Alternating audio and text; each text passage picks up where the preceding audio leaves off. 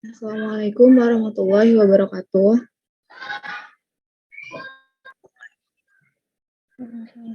Waalaikumsalam warahmatullahi wabarakatuh. Kami dari kelompok 4 akan membawakan materi tentang evolusi. Adapun anggota kelompoknya, Alivia Salsanabila Putri, Lintang Listi Kinanti, Najwa Khairunisa, Munaya Sabrina Azmita, dan juga Rifa Nur Aprianti.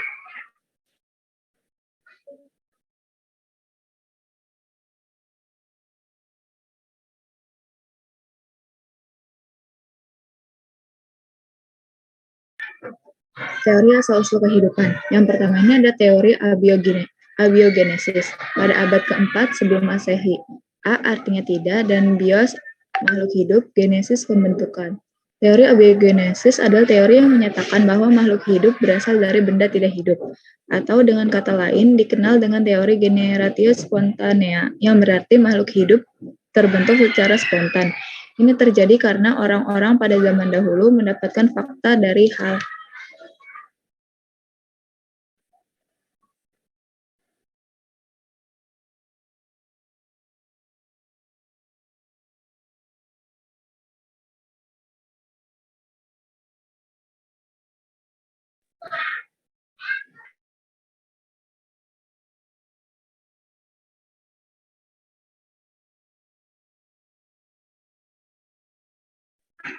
Nah, tokoh-tokoh pendukung teori ini adalah Aristoteles pada tahun 384 sampai 322 sebelum Masehi. Percobaan merendam tanah di dalam wadah yang berisi air. Hasilnya itu muncul cacing pada tanah yang direndam air. Kesimpulan itu cacing berasal dari tanah yang merupakan benda mati. John Needham tahun 1713 sampai 1781. Percobaan merebus atau sterilisasi kaldu dalam labu selama beberapa menit kemudian ditutup.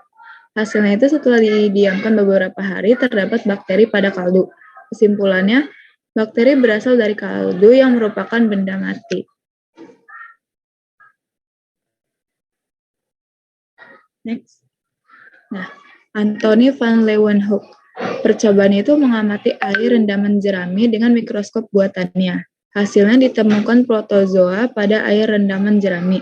Kesimpulan itu protozoa berasal dari air rendaman jerami yang merupakan benda mati. Kelemahan teori abiogenesis. Yang pertama itu pola pikir masih sederhana. Yang kedua belum ditunjang teknologi modern. Yang ketiga aplikasi metode ilmiah yang kurang tepat. Minimnya proses sterilisasi dan kesimpulan yang kurang tepat. Next. Teori biogenesis. Bios makhluk hidup, genesis pembentukan. Teori biogenesis adalah teori yang menyatakan bahwa makhluk hidup berasal dari makhluk hidup. Next.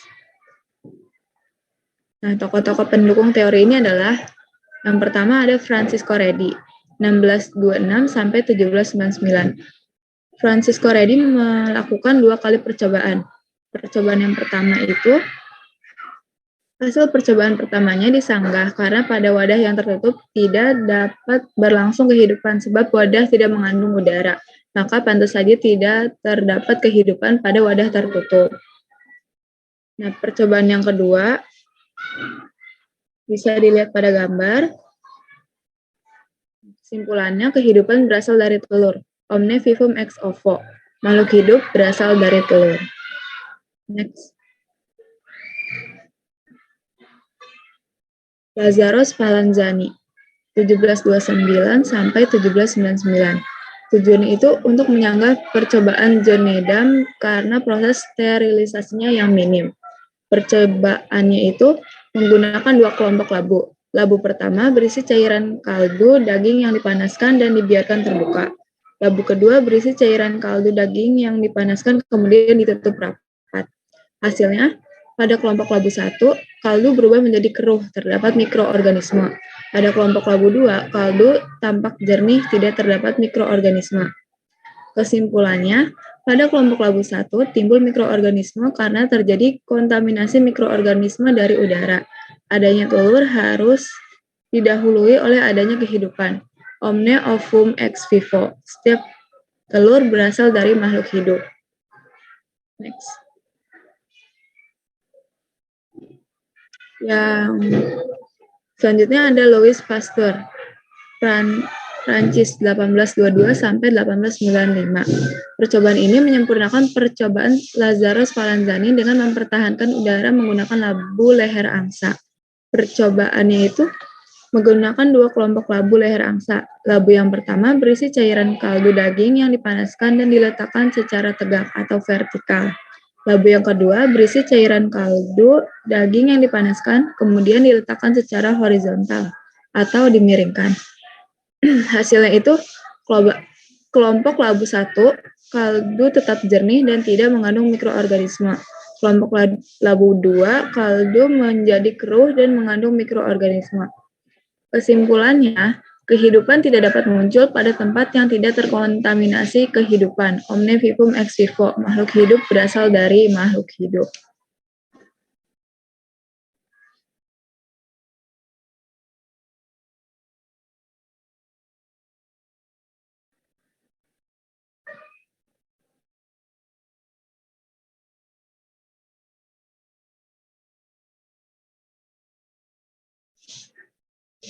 Teori neo-abiogenesis. 1. Teori evolusi kimia atau Harold Urey. Teori yang menyatakan bahwa zat anorganik membentuk zat organik dan zat organik membentuk makhluk hidup bersel satu. Harold Urey dan muridnya yaitu Stanley Miller melakukan percobaan untuk membuktikan pendapat Oparin dan Haldane dengan menggunakan molekul air, metana, amonia, dan hidrogen dalam tabung steril yang diberi loncatan listrik. Karena adanya pengaruh energi radiasi sinar kosmis dan aliran listrik tersebut terjadi suatu reaksi yang menghasilkan zat hidup. Next. Teori evolusi biologi. Menurut Alexander Oparin dalam bukunya yang berjudul The Origin of Life yang terbit pada tahun 1936, menyatakan bahwa pada mulanya atmosfer bumi purba terdiri atas uap air, karbon dioksida, CH4, NH3, dan hidrogen. Karena adanya energi radiasi benda-benda angkasa yang amat kuat, berupa sinar kosmik dan halilintar, memungkinkan senyawa-senyawa sederhana tersebut membentuk senyawa organik atau senyawa hidrokarbon yang lebih kompleks. Proses reaksi tersebut berlangsung di lautan. Senyawa kompleks tersebut sangat berlimpah di lautan maupun di permukaan daratan. Adanya energi yang berlimpah, misalnya sinar kosmik dan halilintar, dalam jangka waktu yang amat panjang memungkinkan lautan menjadi timbunan senyawa organik yang merupakan subpurba atau subprimordial. Primordial sub, lalu menjadi monomer, lalu menjadi polimer, menjadi protobion atau bentuk awal sel hidup. Next. Ada tiga tipe protobion. Yang pertama itu quaservat atau tetesan stabil yang cenderung terbentuk pada suspens makromolekul polimer. Bila ditambahkan enzim, maka akan diserap dan melepaskan produk dari hasil katalis oleh enzim.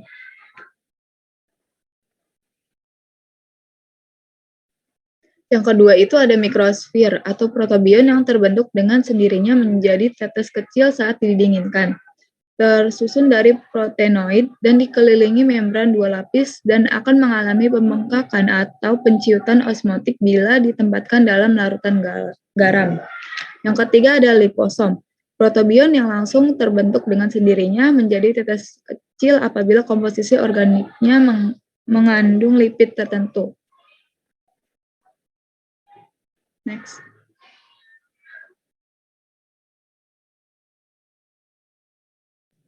Selanjutnya yaitu adalah evolusi biologi. Sel yang pertama kali terbentuk adalah sel heterotrof yang memakan bahan makanan yang melimpah yang terdapat di dalam subprobiotik. Yang kedua yaitu sel primitif. Pertama kali tersebut adalah kelompok sel prokaryotik, yaitu sel sederhana yang tidak memiliki membran inti, tidak ada mitokondria, kloroplas, dan RE. Sel tersebut terus berkembang sehingga bahan makanan organik semakin menipis dan memaksa sel untuk membuat makanan sendiri. Lalu muncul sel autotrof sebagai cikal bakal sel tumbuhan. Next.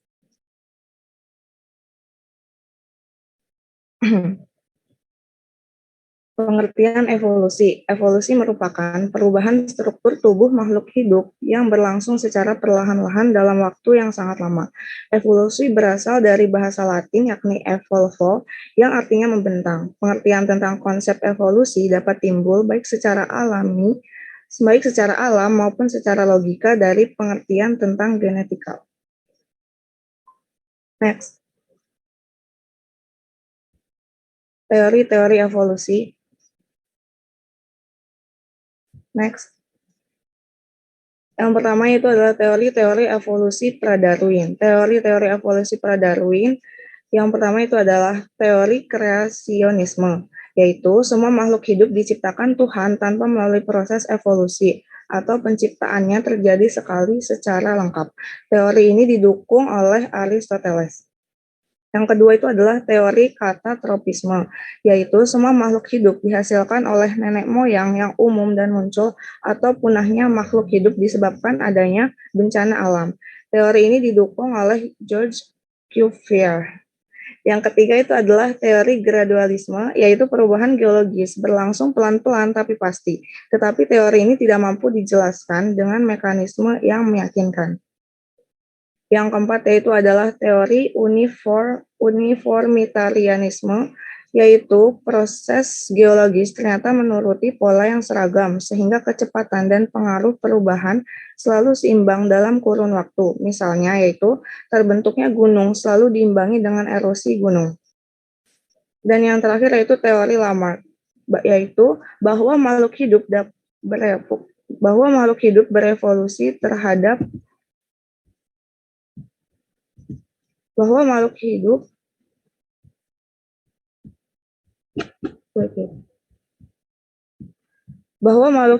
berevolusi terhadap perubahan lingkungannya. Next.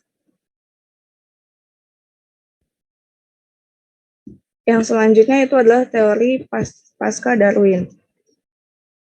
Yang pertama itu ada teori Darwin. Charles Darwin terkenal dengan teori natural selection-nya atau seleksi alam. Teori ini dikemukakan atas dasar pengalamannya di Galapagos. Burung finch punya bentuk paruh yang bervariasi, berbeda dengan yang Darwin temukan di Amerika.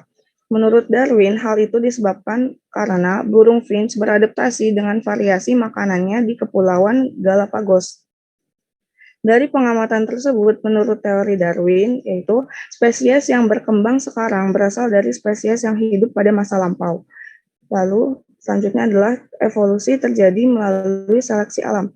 Berbeda dengan Lamarck, Darwin menyadari adanya variasi dalam populasi spesies. Darwin menamai proses ini dengan seleksi alam atau natural selection. Seleksi alam ini merupakan interaksi antara populasi dan lingkungannya. Darwin menyatakan bahwa panjang leher jerapah berbeda-beda karena adanya variasi dalam populasi jerapah. Pada populasi jerapah, terdapat jerapah yang berleher panjang daripada lainnya. Next.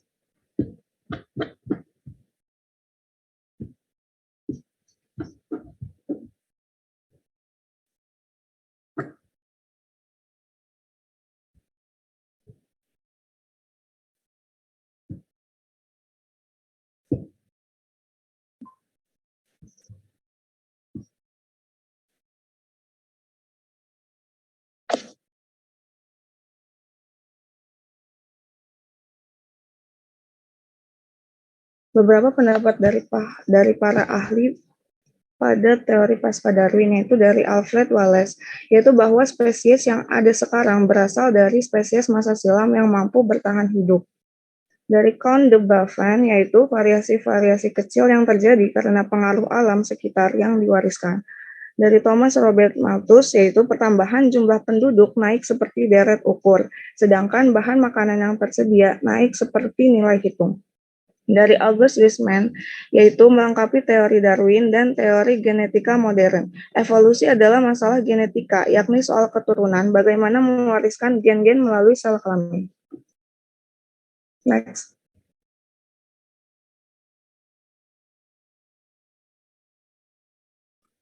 Kemudian ada prinsip evolusi. Pada suatu waktu evolusi dapat terjadi lebih cepat dari evolusi lainnya. Bentuk-bentuk baru akan muncul dan bentuk lama akan punah. Laju kecepatan evolusi tidak berlangsung sama pada setiap organisme yang berbeda. Umumnya, evolusi awalnya berlangsung cepat pada saat spesies baru muncul, kemudian akan melambat saat kelompoknya terbentuk.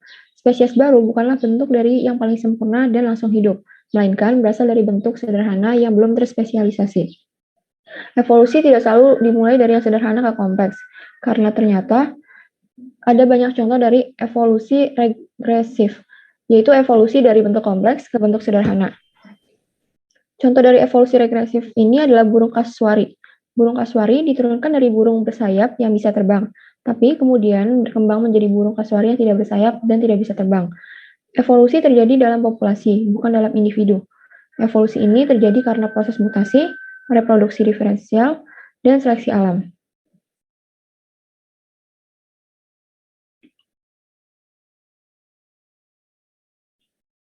Mekanisme evolusi dalam hukum Hardy-Weinberg dinyatakan bahwa frekuensi alel atau gen dalam populasi dapat tetap stabil serta tetap berada dalam keseimbangan dari satu generasi ke generasi selanjutnya dengan syarat yang pertama yaitu jumlah populasi tersebut besar. Yang kedua, terjadi perkawinan secara acak atau random.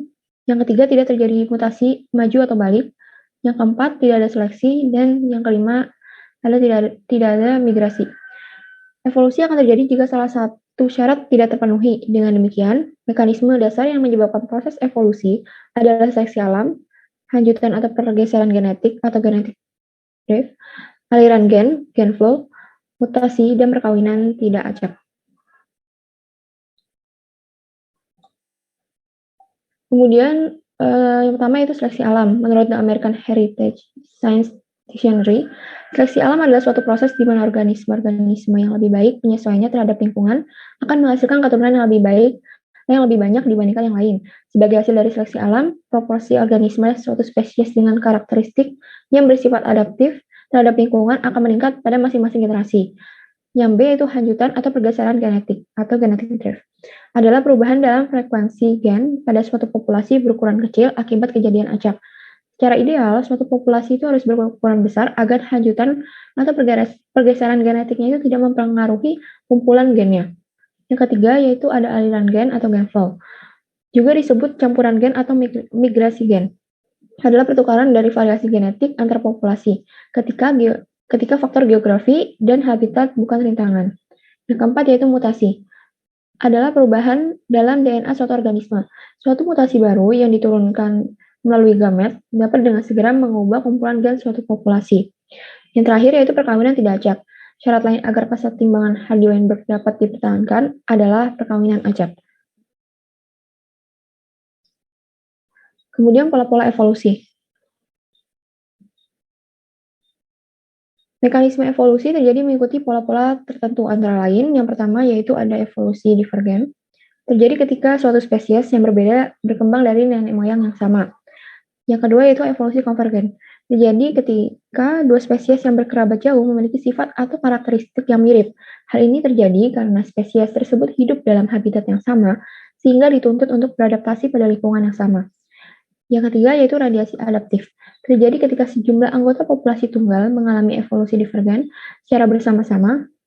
Radiasi adaptif merupakan kecenderungan suatu populasi untuk mengalami evolusi dan mengalami perubahan bentuk tubuh sebagai respon adaptif terhadap perubahan kondisi lingkungan yang berbeda.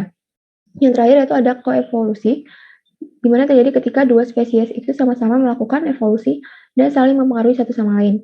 Biasanya koevolusi terjadi pada dua spesies yang memiliki interaksi dekat secara ekologi. Kemudian petunjuk adanya evolusi. Yang pertama yaitu ada anatomi perbandingan.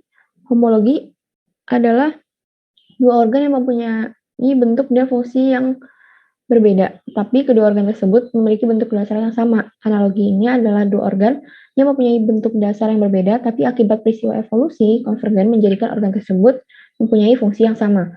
Yang kedua yaitu embriologi perbandingan. Homologi adalah embriologi perbandingan. Yang ketiga yaitu peristiwa domestikasi. Domestikasi adalah usaha manusia untuk mengubah atau menjadikan hewan dan tumbuhan liar menjadi hewan dan tumbuhan budidaya. Perubahan ini meliputi habitat, jenis makanan, atau perilakunya.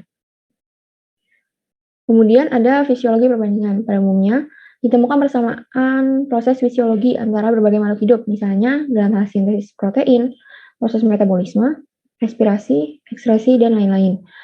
Petunjuk dari alat tubuh yang tersisa atau vestigial. Pada morfologi beberapa hewan vertebrata dan manusia dapat ditemukan adanya struktur vestigial, yaitu suatu bentuk anatomi yang berkembang dan berfungsi sempurna dan akan tereduksi. Contohnya pada umbai cacing, tulang ekor, dan buah dada pada pria. Kemudian ada petunjuk paleontologi. Paleontologi merupakan ilmu yang mempelajari tentang fosil.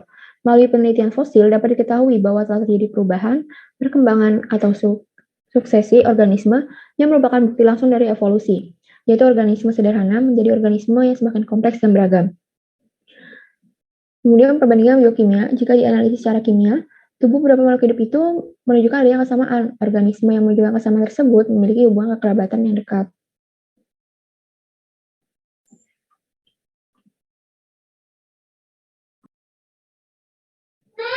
Kemudian ada spesiasi. Spesiasi adalah proses pembentukan spesies baru yang berbeda dari spesies sebelumnya dalam kerangka evolusi. Spesiasi ini dapat berlangsung cepat, dapat pula berlangsung lama hingga puluhan juta tahun. Nah, setiap populasi itu terdiri atas kumpulan individu yang sejenis atau spesies dan menempati suatu lokasi yang sama. Karena adanya suatu sebab, nah populasi ini dapat terpisah dan masing-masing mengembangkan adaptasinya sesuai dengan lingkungan yang baru. Dalam jangka waktu yang lama, populasi yang saling terpisah itu kemudian masing-masing berkembang menjadi spesies baru, sehingga tidak dapat lagi mengadakan perkawinan yang menghasilkan keturunan yang fertil. Next.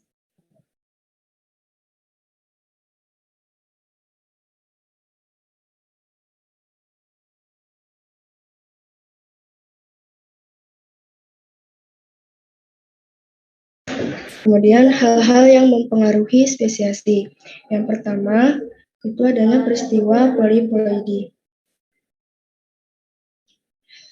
Peristiwa poliploidi ini merupakan peristiwa pengganaan genom atau jumlah kromosom yang melebihi aslinya. Misalnya dari 2N menjadi 3N. Nah, poliploidi ini dapat terjadi melalui dua cara, yaitu ada autopoliploidi, yang kedua ada allopoliploidi. Nah, pada autopoliploidi ini merupakan peristiwa yang terjadi pada kromosom homolog atau terjadi dengan sendirinya yang mungkin disebabkan karena faktor alam. Misalnya faktor alam itu kayak radiasi alam, kemudian sinar UV matahari, dan lain-lainnya. Nah, adanya faktor-faktor alam tersebut dapat menyebabkan kromosom ini gagal berpisah. Kemudian yang kedua ada allopoliploidi. Allopoliploidi ini merupakan peristiwa yang terjadi pada kromosom non-homolog, yang merupakan peristiwa penggandaan jumlah kromosom akibat peristiwa persilangan. Kemudian, hal yang mempengaruhi spesiasi yang kedua adalah domestikasi atau pembudidayaan. Domestikasi ini merupakan bagian dari usaha pemeliharaan tanaman dan hewan. Usaha yang dilakukan yaitu dengan cara membudidayakan tumbuhan dan hewan yang liar untuk dijinakkan. Misalnya kayak budidaya ayam hutan dengan cara dikawinkan dengan ayam kampung, nah itu akan menghasilkan ayam bekisar. Nah, ayam bekisar itu merupakan pembentukan spesies baru yang sifatnya mandul. Pada proses domestikasi ini, tumbuhan dan hewan itu dapat memiliki sifat yang menyimpang dari jenis aslinya, sehingga akan terbentuk spesies yang baru. Kemudian, pengaruh yang ketiga adalah mekanisme isolasi. Mekanisme isolasi merupakan proses pembentukan individu baru dengan batasan-batasan tertentu. Mekanisme isolasi itu ada dua macam, ada isolasi geografi yang terpisah karena perbedaan tempat. Kemudian kalau yang kedua ada isolasi reproduksi yang dapat melalui isolasi ekologi karena adanya perbedaan habitat. Kemudian ada isolasi tingkah laku yang terjadi karena adanya perbedaan perilaku sebelum terjadinya perkawinan. Kemudian ada isolasi mekanik yang terjadi karena struktur reproduksinya yang berbeda. Kemudian ada isolasi musim, itu karena terjadinya masa kawin atau masa kematangan gamet yang berbeda, dan isolasi gamet itu terjadi karena adanya halangan terjadinya pembuahan akibat satuan kimiawi dan molekul yang berbeda di antara dua sel gamet. Next.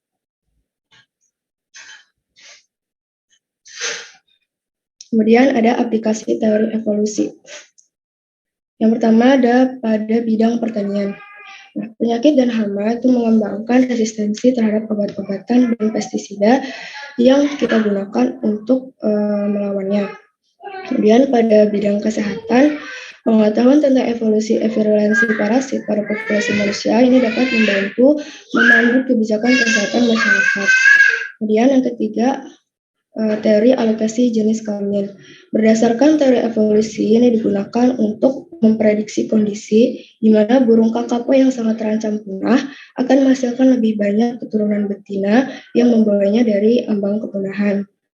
Kemudian pada bidang teknologi, aplikasi teknologi utama dari evolusi ini adalah seleksi buatan, yang merupakan seleksi yang disengaja dari sifat-sifat tertentu dalam suatu populasi organisme, di mana manusia ini telah menggunakan seleksi ini ribuan tahun dalam domestikasi tumbuhan dan hewan. Kemudian yang terakhir dalam bidang sejarah, adanya penemuan fosil-fosil makhluk purba yang dapat ditemukan, nah itu untuk mempelajari kehidupan zaman purba. Next. Kemudian ada hukum Hardy-Weinberg. Hukum Hardy-Weinberg ini merupakan sebuah rumus yang mampu menjelaskan mengenai mekanisme proses evolusi yang terjadi dalam sebuah populasi. Syarat-syarat hukum Hardy-Weinberg ini adalah yang pertama, memiliki jumlah anggota populasi yang besar. Yang kedua, tidak terjadinya mutasi dari gen satu ke gen yang lain atau sebaliknya. Dan yang ketiga, tidak terjadi aliran atau migrasi gen. Kemudian yang keempat, perkawinan itu terjadi secara acak. Nah, rumusnya itu dari hukum Hardy-Weinberg ini adalah P ditambah Q sama dengan 1. Nah, masing-masing dikuadratkan menjadi P kuadrat ditambah 2P ditambah Q kuadrat sama dengan 1. Di mana satu gen itu memiliki dua alel, A besar sama A kecil. Nah, frekuensi alel A besar itu diwakili oleh P, kemudian frekuensi dari alel A kecil itu diwakili oleh Q. Frekuensi dari genotip A besar atau A homozigot itu diwakili oleh P kuadrat. Nah, frekuensi dari genotip A kecil atau A resesif itu diwakili oleh Q kuadrat. Dan frekuensi dari genotip A besar A kecil atau A heterozigot itu diwakili oleh 2PQ. Next.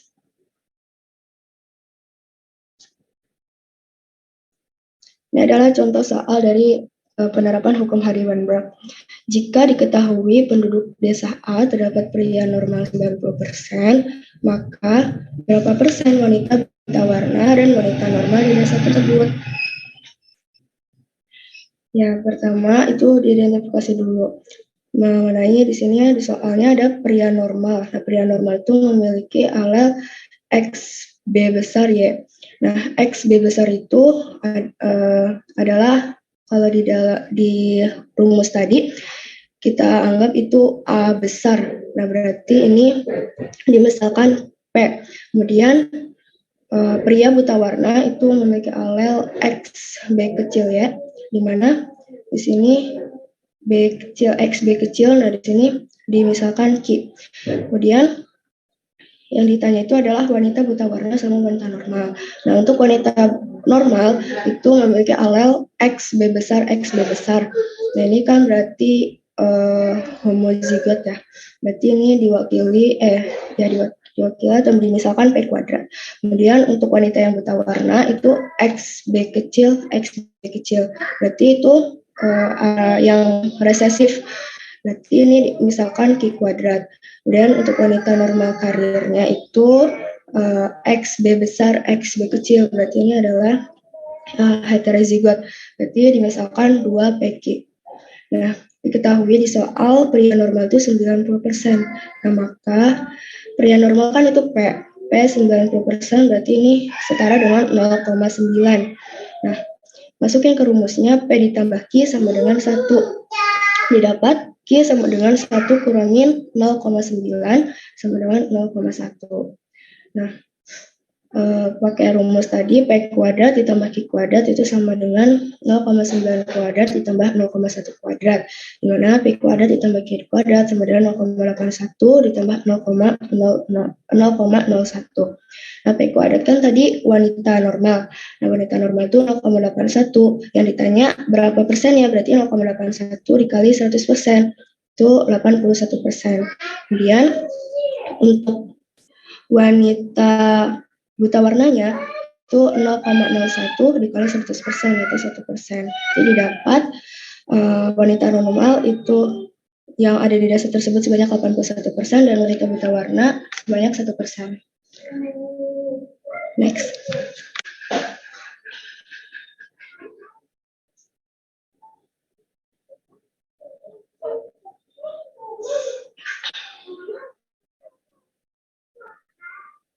Sebelum masuk ke soal-soal dan pembahasan, ada yang ingin ditanyakan mengenai materi evolusi?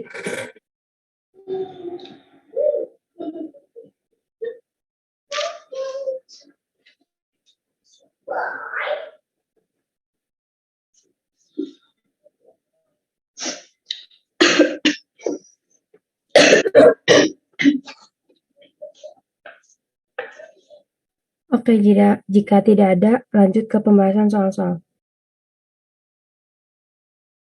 Soal nomor 1. Petunjuk evolusi dari golongan reptilia menuju golongan Aves ditandai dengan adanya struktur organ pada Aves berupa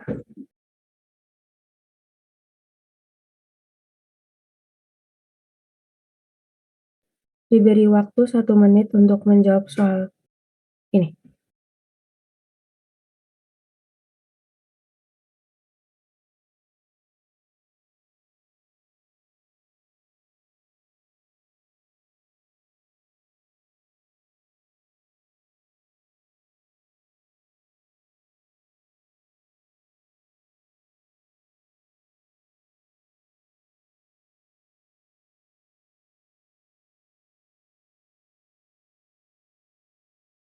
Ya, silakan.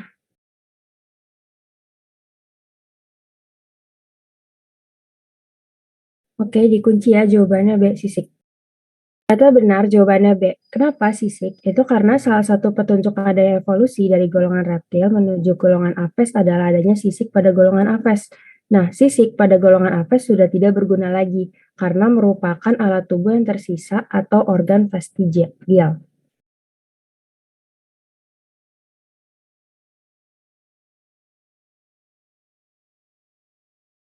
Selanjutnya pertanyaan nomor 2.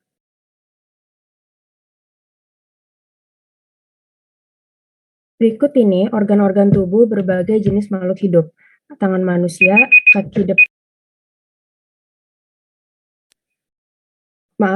tangan manusia, kaki depan anjing, sayap burung, sayap kupu-kupu, sayap kelelawar. Homologi adalah salah satu petunjuk adanya evolusi di muka bumi. Dari organ-organ di atas yang menunjukkan adanya proses homologi yaitu diberikan waktu 1 menit dari sekarang.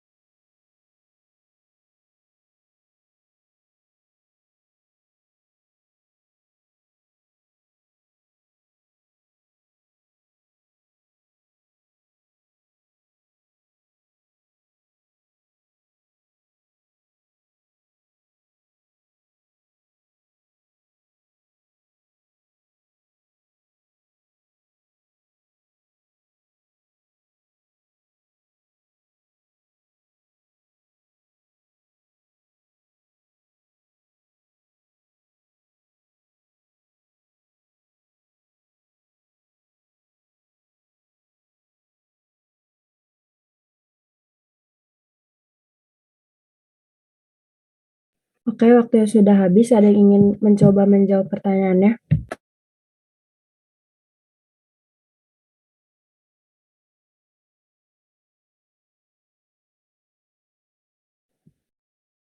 Yang lain dulu.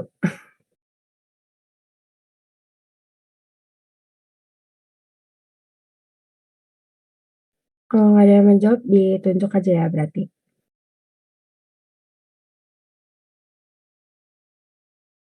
Aska,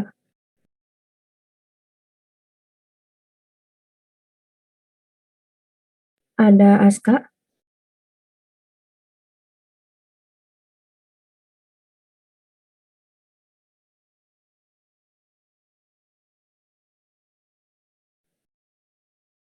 Oh, oke.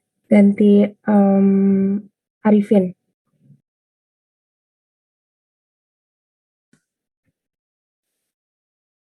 Yang D mungkin 235. Oke, dikunci. Jawabannya D. Kurang tepat ya, jawabannya itu A. Kenapa? Karena homologi adalah organ-organ dari makhluk hidup yang memiliki bentuk asal yang sama. Dan selanjutnya berubah struktur sehingga fungsinya berbeda. Nah, contoh organ homolog antara lain itu tangan manusia, kaki depan anjing, dan sayap burung. Soal selanjutnya.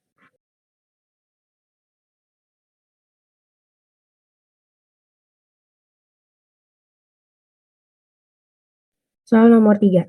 Yang salah mengenai seleksi alam, yang pertama, yaitu merupakan mekanisme evolusi. Yang kedua, anggota populasi yang mampu beradaptasi terhadap lingkungan akan lestari dan mampu bereproduksi. Yang ketiga, yaitu berakibat terjadinya perubahan frekuensi alel atau genotip pada suatu populasi. Yang keempat, tidak berakibat terciptanya spesies baru. Dan yang kelima, contoh yang terkenal adalah mengenai jerapah.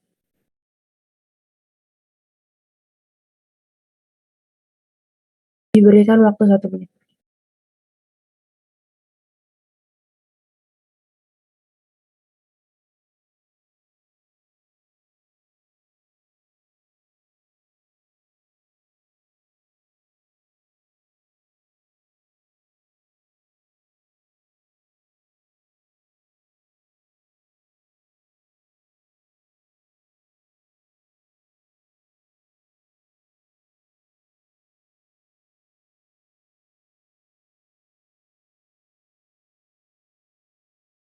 Oke, udah ada yang jawab di kolom chat, itu Iman. Dikunci ya jawabannya, Dek.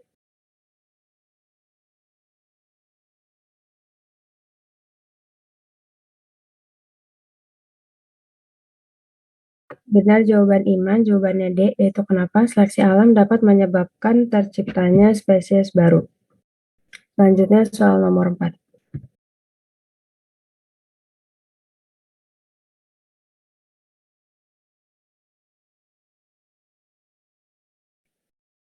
Yang benar tentang keberhasilan proses evolusi konvergensi adalah A.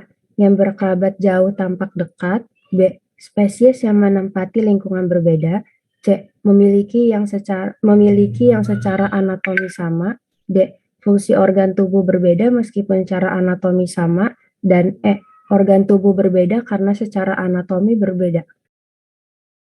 Diberikan waktu 1 menit.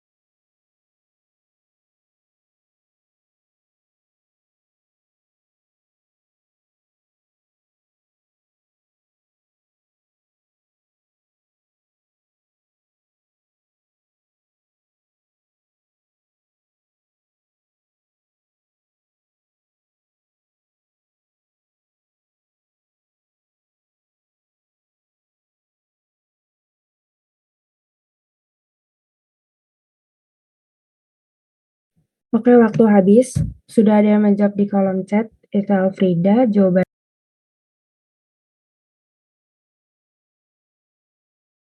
jawabannya A. Kita kunci ya.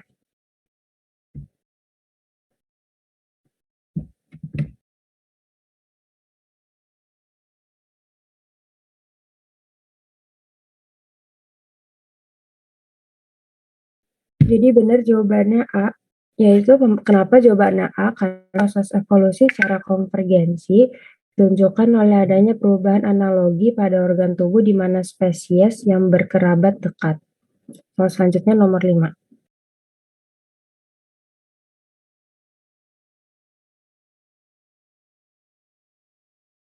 Pertanyaan yang benar tentang keberhasilan proses evolusi konvergensi adalah A. Spesies yang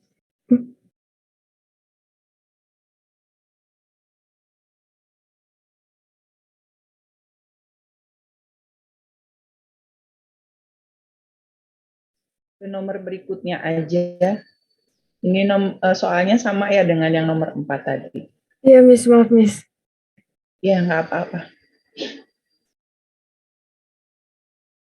Nah, soal berikutnya yaitu interaksi kompetisi akan terjadi apabila relung dasar atau fundamental niche dari dua spesies yang berbeda saling selingkup.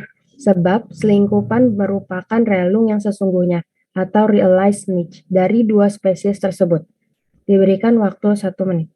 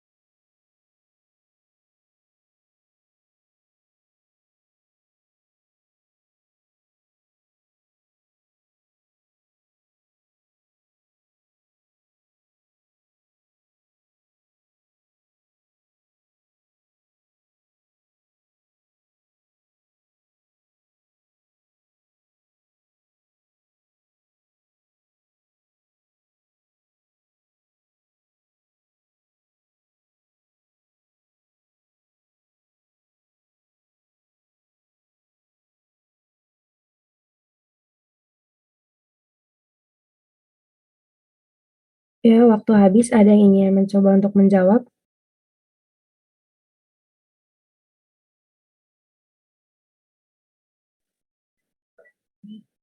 Baik, kalau tidak ada akan ditunjuk, yaitu Tifa. Ada Tifa?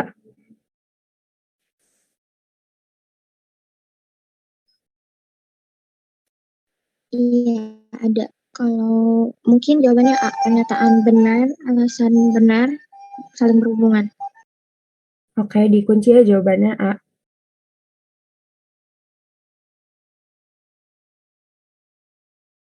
Dan ternyata benar jawabannya A. Jadi kenapa jawabannya A? Nah, tipe relung menurut Hutchinson. Yang pertama, relung-relung dasar merupakan kondisi fisik yang memungkinkan populasi masih dapat hidup tanpa pesaing atau kompetisi. Dan yang kedua, relung nyata atau realized niche, relung nyata merupakan kondisi fisik yang memungkinkan ditempati oleh organisme secara bersamaan. Berdasarkan definisi dan soal di atas dapat disimpulkan bahwa relung nyata atau selingkupan realized niche dari relung dasar atau fundamental niche dapat memungkinkan adanya kompetisi. Soal selanjutnya soal nomor 7.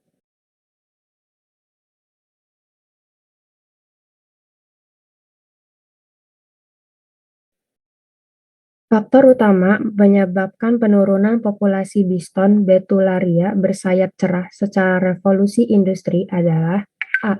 Seleksi alam, B. Adaptasi terhadap lingkungan, C. Persaingan dalam hal pangan, D. Perubahan warna cerah menjadi gelap, dan E. Warna gelap lebih adaptif dengan lingkungan. Diberikan waktu 1 menit.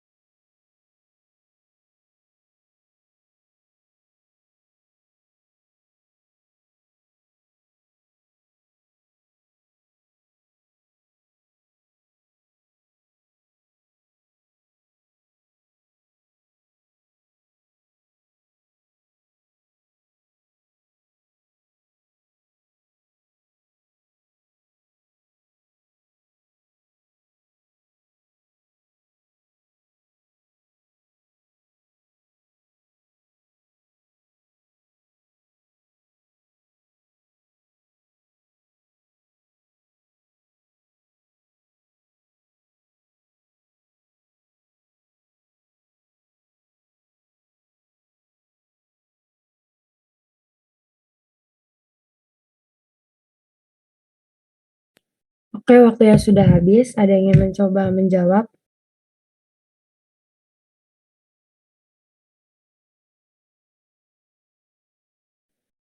Oke, berarti akan ditunjuk. Mahes, ada Mahes? Ya ada. Mungkin jawabannya A. Dikunci ya jawabannya A. Dan ternyata kurang tepat, jawabannya itu E. Nah, pembahasannya, saat terjadi revolusi industri, pepohonan di Inggris itu menjadi warna gelap akibat polusi industri tersebut. Nah, jadi biston yang bersayap gelap itu lebih adaptif dengan pepohonan yang berwarna gelap, sehingga terhindar dari si pemangsanya. Sedangkan yang berwarna cerah, dia dapat bersembunyi kan dari pemangsanya, jadi sehingga dia mengalami kepunahan. Soal selanjutnya nomor 8.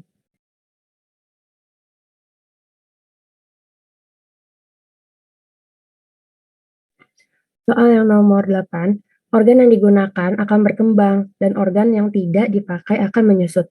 Teori ini dikenal dengan use and disuse, yang dikemukakan oleh A. J. B. Lamarck, B. Alfred Wallace, C. Charles Lyell, D. Charles Darwin, dan E. August Weismann. Diberi waktu 1 menit.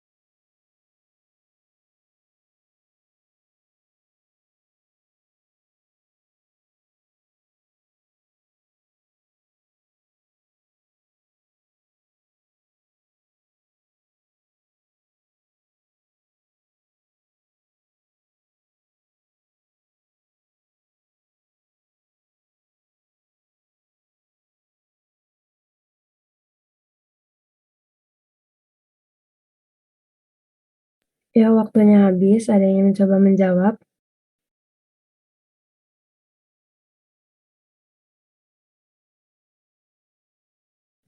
Ya, berarti akan ditunjuk Azmi. Ada Azmi?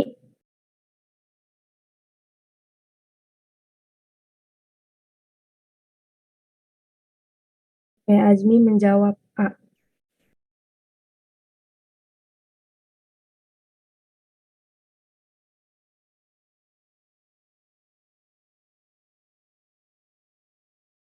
Jawabannya kurang tepat. Jawabannya benar. A. Yaitu mengapa? Maaf, ini ada kesalahan. Teori Jean-Baptiste Lamarck menjelaskan bahwa bentuk kehidupan yang sekarang didasarkan pada penggunaan dan tidak menggunakan organ use dan disuse. Nah, contoh dari teori Lamarck ini adalah leher jerapah yang menjadi lebih panjang dengan merenggangkannya untuk mencapai pohon yang lebih tinggi. Nah, sifat fisik tersebut kemudian diturunkan pada generasi selanjutnya. Use merujuk pada organ yang digunakan akan terus berkembang. Sementara itu, disuse merujuk pada organ yang tidak. Soal selanjutnya.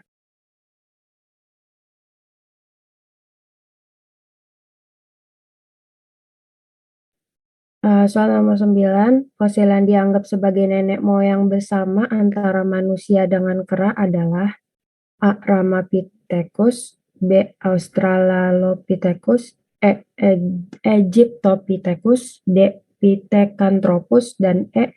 Dryopithecus. Diberikan waktu 1 menit.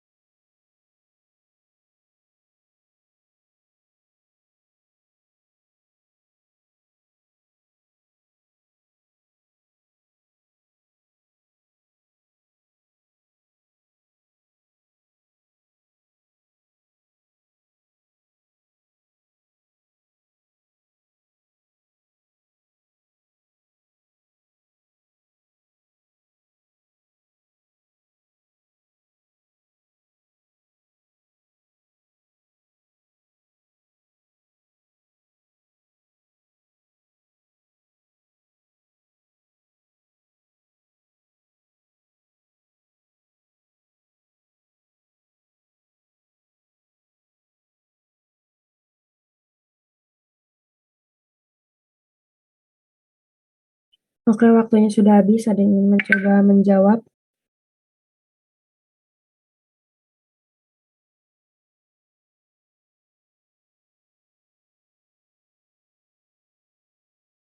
Kalau tidak ada akan ditunjuk, yaitu Kika. Ada Kika?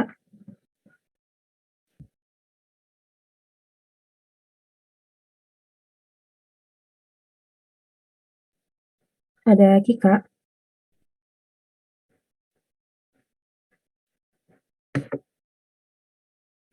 Oke, diganti saja Hasna. Ada Hasna? Ada. Bisa tolong menjawab? D. D. Oke, akan dikunci jawabannya. Dan ternyata kurang tepat ya. Jawabannya itu B. Pembahasannya Australopithecus africanus Plesianthropus transvalensis. Nah, Paranthropus robustulus adalah jenis fosil manusia ke Afrika Selatan. Jadi dianggap satu nenek moyang dengan manusia purba yang volume otaknya 600 cc. Soal selanjutnya.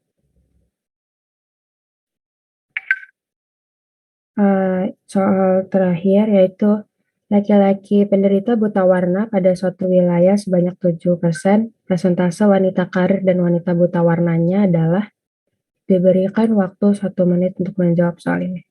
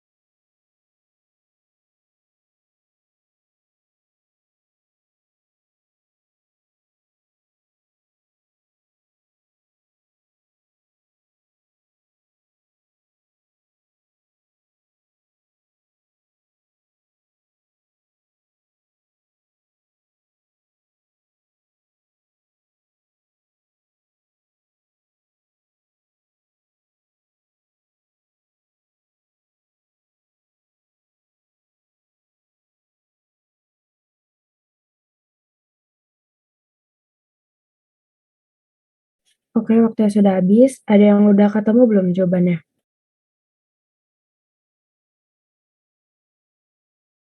Atau ada yang berminat untuk menjawab?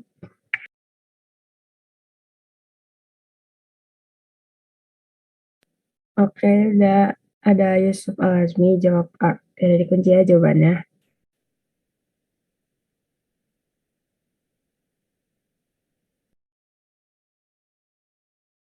Ternyata benar nih jawabannya. Jadi gimana tuh caranya?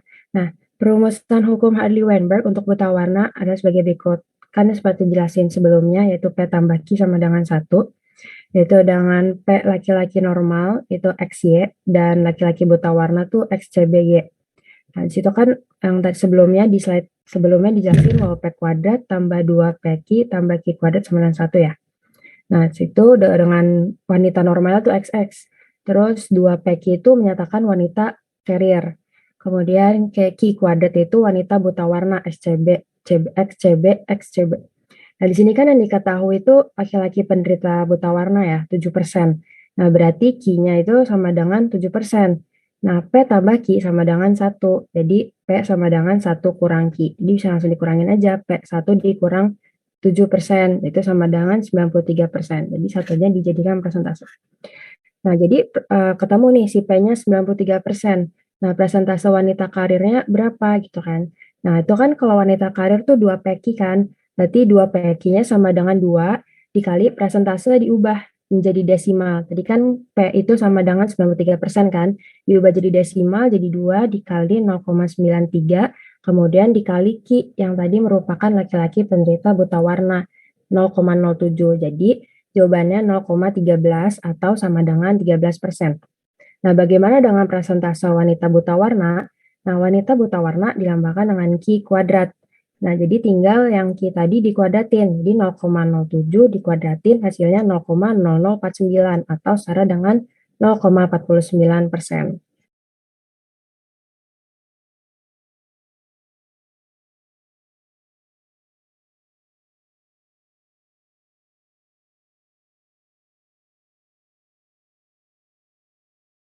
Nah, sekian dari kelompok kami. Ada yang ingin ditanyakan terlebih dahulu mengenai soal-soal ataupun materi yang sudah dijelaskan?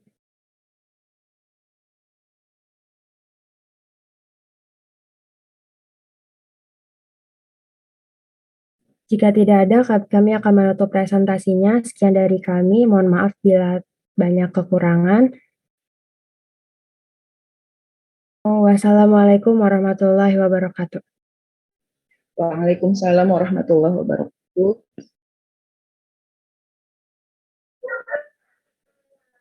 Terima kasih kelompok 4 sudah presentasi tepat waktu. Sebelum kita tutup, saya absen terlebih dahulu.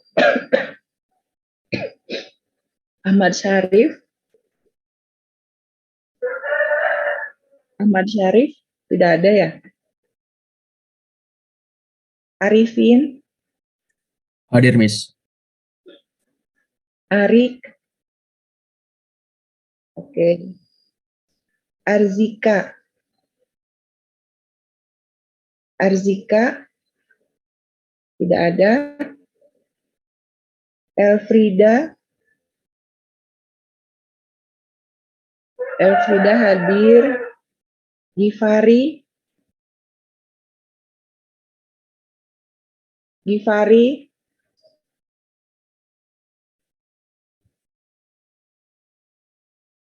Gifari tidak ada ya?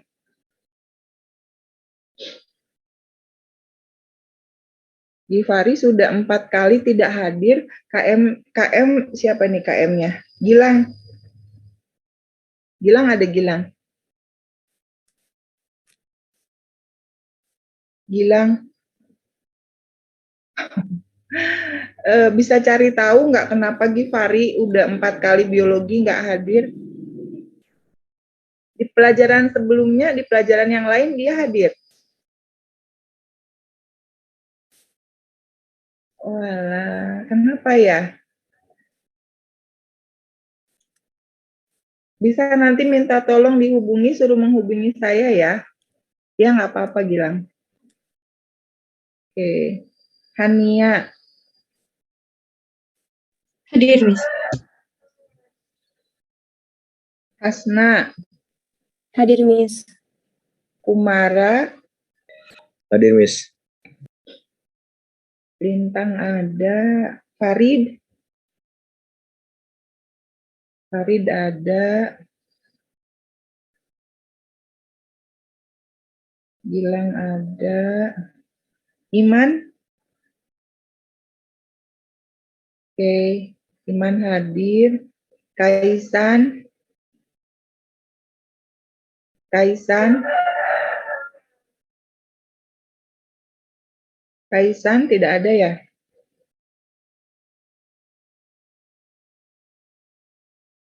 Rasid. Hadir, Miss. Munaya. Hadir, Miss. Muhammad Yusuf. Al-Azmi ada ya? Munaya ada, Najwa ada, Nisa. Nisa Fatihah. Hadir, Miss. Puan. Puan lagi nggak enak badan, Miss. Oke. Putri Aska. Hadir, Miss. Hadir, Miss. Ya, Rifa ada, Safika. Hadir, Miss. Sabina. Hadir, Miss. Oke, baik.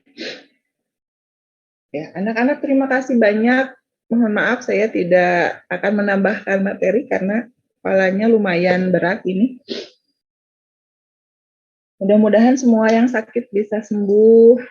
Kemudian kita bertemu lagi terakhir pertemuan minggu depan ya. Mudah-mudahan minggu depan semua anak-anak bisa hadir. Karena minggu depan itu pertemuan terakhir untuk biologi ya, kelompok 5 presentasi. Begitu anak-anak, tolong sampaikan kepada yang lain biar semuanya bisa hadir ya. Baik, Miss. Baik, terima kasih banyak untuk hari ini. Mari sama-sama kita ucapkan hamdalah. Alhamdulillah. Alhamdulillahirrahmanirrahim. Terima kasih kelompok 4. Terima kasih yang sudah hadir. Assalamualaikum warahmatullahi wabarakatuh. Waalaikumsalam warahmatullahi wabarakatuh. Makasih banyak, Miss. Makasih banyak, Miss. Makasih banyak, Miss. Miss Eli, maaf, Arzika hadir. Tapi tadi Oh, dari... Arzika.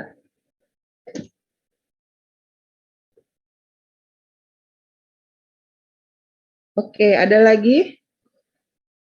Sudah, Arzika saja. Baik, saya keluar ya.